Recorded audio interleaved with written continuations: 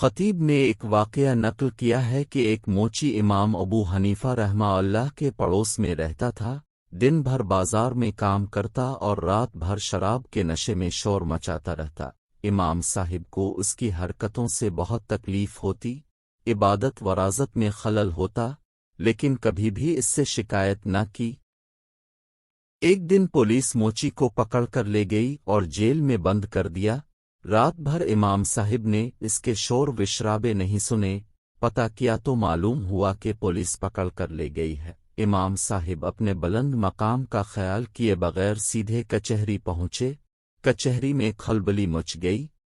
حاکم جو اب کا شاگرد تھا خود بھاگا ہوا باہر آیا اور دریافت کیا کہ حضرت یہاں قدم رنجا فرمانے کی کیا وجہ ہے؟ فرمایا کہ میرے محلہ کا موچی جو میرا پڑوسی بھی ہے، پولیس والوں نے اسے گرفتار کر کے جیل بھیج دیا ہے، اسے میری ضمانت پر رہا کر دیا جائے۔ چنانچہ اسے جیل سے رہا کر دیا گیا۔ موچی جب جیل سے باہر آیا تو دیکھا گیا کہ امام صاحب اس کا ہاتھ پکڑے ہوئے فرما رہے ہیں، کیوں بھائی؟ میں نے تمہیں ضائع ہونے تو نہیں دیا؟ اس پر موچی سر جھکائے کہہ رہا تھا، نہیں میرے سردار، میرے آقا، آج کے دن سے اب مجھے ایسی حرکتوں میں مبتلا نہ پائیں گے جن سے آپ کو اذیت ہوتی تھی۔ امام صاحب کے اخلاق کی بلندی کا حال ملاحظہ فرمائیے۔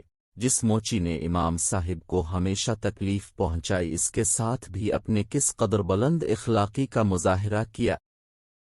امام صاحب نہ صرف خود اخلاق کی بلندیوں پر فائز تھے، بلکہ اپنے کارندوں اور ملازموں کو بھی خوش اخلاقی کا سبق دیا کرتے تھے۔